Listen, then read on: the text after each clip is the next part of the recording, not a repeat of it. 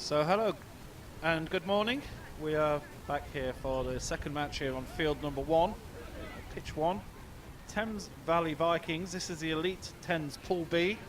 It's Thames Valley Vikings versus London Scorpions. The previous match we saw was in the Super 10's Pool C. And away we go. So the Vikings in blue. Thames Valley Vikings in blue and London Scorpions. It's a local derby here in the green.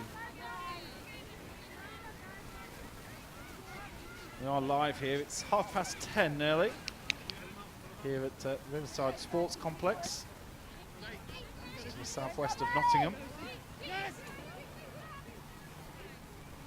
Thames Valley starting with the ball. Spread it out onto the wing. Back into midfield area. Lovely sharp play from Thames Valley. Both teams super fresh. This is their first match of the tournament, so lots of adrenaline and energy in both teams, sure, for this very first match of the tournament.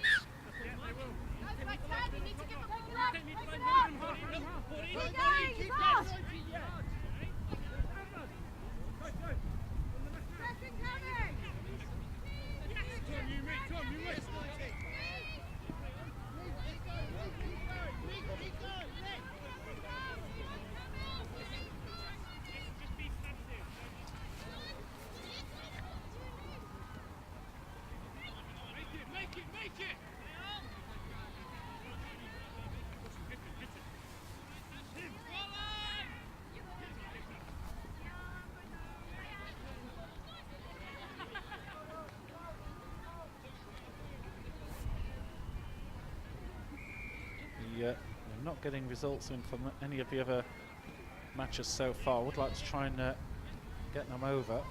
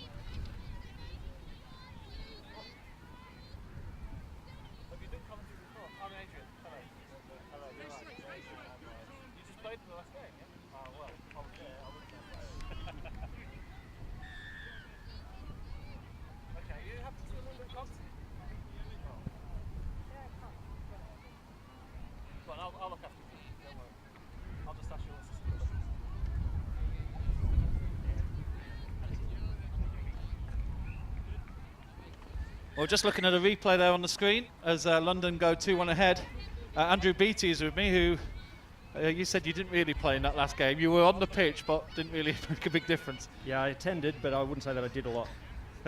It was a real seesaw game, wasn't it? Bournemouth led twice, and you led twice, and 2.5 minutes to go, and nobody could get that winning touchdown. Yeah, definitely. I think both teams probably a little bit disappointed with the performances, but a draw, probably a fair result considering the game. Yeah, absolutely.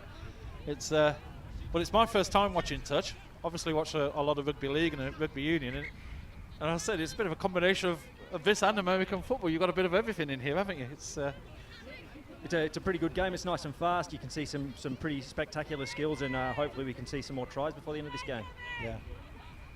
The crazy thing is this quick touch and go, which I don't know what's the term for it in touch rugby, where you get tackled, you're down and you're moving straight away. Is it? Yeah, there's a few different terms, I suppose, but most people say it's the dump. So they'll try and get that done really quick with the person in dummy half trying to get that ball out or have a run themselves. Yeah. Really interesting tactics, and it's almost a bit like a chess match at times as well, because there isn't, the pitch is quite narrow. There's no easy way through, so you take the touch. You create the hole for the person behind, and it's almost like you're thinking one step ahead on some of your moves, aren't you? Definitely. It's a little bit more tactical than rugby league or rugby union, so you're really using your ability to sort of manipulate that defence to create some space. Yeah. Well, London on the attack here, looking for that opportunity, trying to take two players out with that tackle, and there's the slide. The referee's just marked, so that is just saying that there was a touch there before going over the line. Yeah, just fingertips there, I think. That certainly is one move that you don't see in any of those other sports. Oh, that's a real mess up there from London and a straight turnover. No, yeah, I think just because the fact that you can get sort of a finger on somebody and that creates that sort of dumping scenario, then you don't really need to get in too close. Yeah. But that little sliding manoeuvre is certainly something we're seeing all the time now. It's a real skill to just slide along the ground. And of course we've had a bit of rain earlier, so that really helps a lot. Yeah, definitely. So if you can get some people who got a little bit of pace, they can probably slide from about 5 metres out. Yeah. Well, here comes Thames Valley. Throwing the ball wide. That's a big pass, and there's the touch. And that will be a turnover now. And here come London. Well, the day's certainly brightening up a little bit, so we've had our early rain. It was predicted showers here. And now it's quite nice conditions to play a bit of touch. Not too hot, just nice and breezy. Definitely, it's a little bit cool, so hopefully people don't get tired too early, and hopefully we see a bit more free-flowing sort of stuff because of that. Yeah.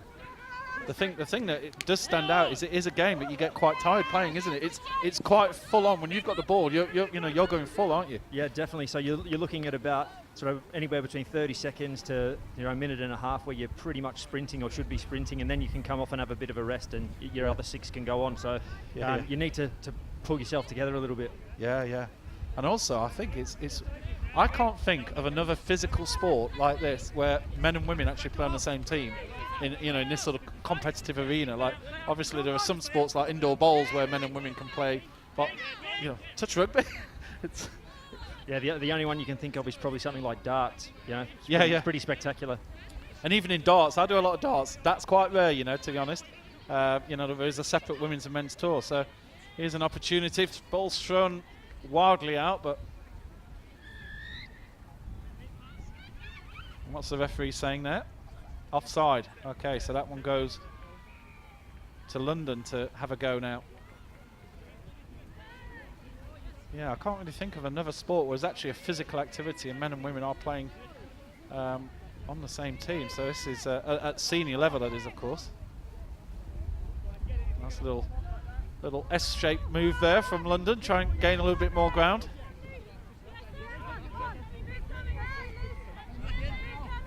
Looks like it's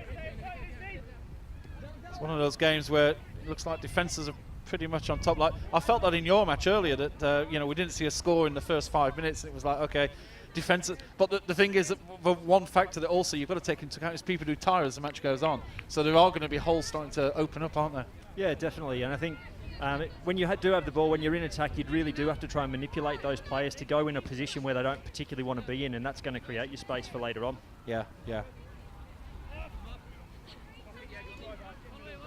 few more swaps going on here. Players are on and off all the time. That's a lovely little dodge. This is good. Here's an opportunity. We've got a 2-on-1 on the left. Has he managed to skip the tackle? Or probably greediest play in touch there. Should have given it to the winger. Neil Hunt. Neil Hunt, okay. Canadian. The first name check, and we're having a go at him. That's brilliant. I love it. Oh, what a great pass that is onto the outside wing. And that was superb. What a great try that was. You've got a bit of applause here from the crowd. We're watching this on the replay again. Give us your view on this, Andrew. Yeah, so there's a nice little step back inside with a quick dump. The dummy half's come in and just seen a real big space on the outside and a double cutout pass to the winger who slides into the corner. Spectacular. What a great pass. That's one of the touchdowns of the day so far. That was Powley Williams. Yelly Powley Williams. Try saying that quickly as a commentator. Here's now London looking for the counter, and a touch is claimed. Referee agrees. Neil just making up for that poor decision he made earlier. Yes, that's got to be probably the most contentious thing in touch, isn't it? When you go in for that slide and you're convinced you got the ball down beforehand, and yet the referee's saying, no, I think he touched you before. So yeah, it's a bit of a strange game in that because it's an honesty system, really. So if you believe you've made the touch, then obviously you call it, and it's up to the referee to decide if you definitely have or definitely haven't. Or maybe there'll be a referee replay system coming in at some stage. We do it in rugby league and rugby union, and it works very, very well there. And I can imagine as the competition gets higher and higher, obviously European Championships next year, you're going to get some big matches. And I'm not going to make any accusations against certain countries, so I won't mention certain countries here at all. But South Africans, terrible. Well, say a French player perhaps goes over and is claiming no touch, and at the end of the day, the referee has to go with what the player's saying. Is that what you're saying? Yeah, definitely. So the other thing you've got to take into consideration is because the game is so fast, if you start bringing in things like that, it's going to slow the game right down again. So yeah, as much as it's not perfect, life's not perfect, so you just deal with what you got. Yeah. I think that the thing is, I've done this a lot in rugby league. The replay is literally, you're watching it within 5 seconds. So if the referee can hold a hand up and say video, and the video referee has actually already watched it and can give a thumbs up or thumbs down, that's the key thing. It has to be quick. You can't be waiting a minute. Yeah, definitely. I think what some people like to see is your referee's been put in that position because they should have that skill or that ability. And if they're having to go to a video referee all the time, which let's be honest, some of them do, maybe they shouldn't be having that whistle in their hand.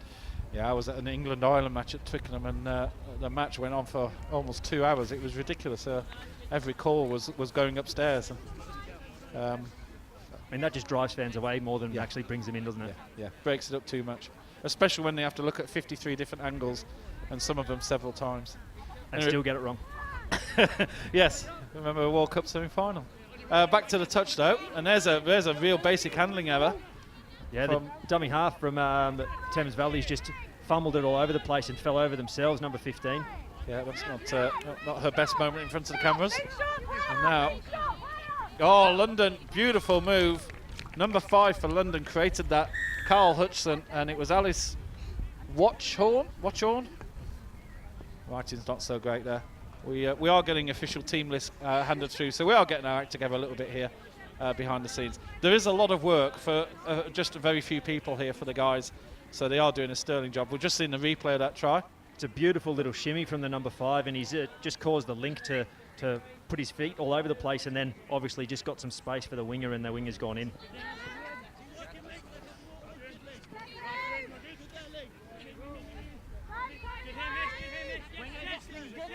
Yes, that's the great thing about this sport. You go there was your chap number 90 who's wearing the cap, who's a very talented. He scored the two first touchdowns, and just individual brilliance. That little bit of a shimmy and a move, and suddenly he's away. And you've got to appreciate that in any sport. Yeah, definitely. He hasn't stopped talking about it since as well. So he's a nice person to have in the team. Sometimes we might say a little bit greedy, but I'd rather have him in my team than against me. If he's popping touchdowns in, let him have it. But yeah, he might be even more bigoted if he watches my commentary on that first one. I just called him a guy with a cap. That's probably, it's pretty good actually. That'll do. I'm pretty sure that's what his parents have called him for the last 19 years as well. Well, you see, I'm wearing a cap as well, so I'm in favour of people like that. It's fair enough. Keeps your head warm. This is interesting. We're getting towards the 3 minutes to go here. London leading 4-2, by the way. I'm just enjoying the chat with Andrew here. I think I'm going to spend a few long periods on my own during this morning. So until we get to some of the major matches later on, when we get to semis and finals, who would you say is the favourites in the elite and senior competitions? Yeah, I think, well, Bareback Riders have won every comp so far this season, so they're the ones obviously to watch. Wigan, definitely a team to keep an eye out on, because obviously they won it last year and are always sort of there or thereabouts. London Scorpions, who are playing here, they're also a good team, so there's a few teams to keep an eye on, but I think Bareback Riders you'll see in the final against someone else. Well, they're playing Wigan, not the next match, the match after on this pitch, so that's going to be quite interesting. It's almost as if somebody's planned the schedule to put some good matches on here. Well done, Greg. Another try there for London. By the way, I love this, to be able to see the replay. So while we're having a chat and maybe not keeping up totally with the action, now we can hear your expert analysis, please, Andrew. Yeah, so we've seen London go in, nice quick dump, got to the side of the actual defender, driving through, again getting that defence going backwards, and they're just driving straight through the middle with a nice little pop-up for a try by number 19. That, to me, as the uninitiated, that was just purely the pace of London going forward, and the Thames Valley defence just was all over the place because they just couldn't run backwards quickly enough. No, it's a bit like being in a washing machine, I suppose. You're just constantly tumbling backwards, just trying to get yourself into position to get onside. And then we see London going through again. Nice little sort of speedy set, going all the way through and scoring number 15, I think it is. 55, sorry, Tom Tripp.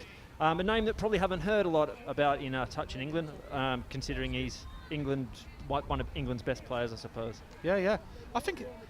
Does he work for the England rugby team? Not sure, to be honest. There's a chap called Dom Tripp who I was talking to. I'm just looking across. My glasses aren't that great, but yeah, I'll go and have a word with him. Tongue in cheek there. He's England men's player, so a very good player. Very good, yeah.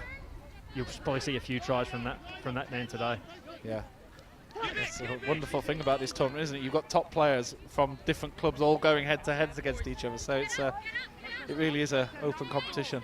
Yeah, and I think it's good that those sort of players in that men's open aren't just sort of concentrated in one club. They're sort of spread out, like you say. Yeah. And it sort of opens up the competition, so there's not one team. And there we see young Toby that you were talking about before. Yeah. Well, the buzzer has gone, but we started late, so the referee said carry on here.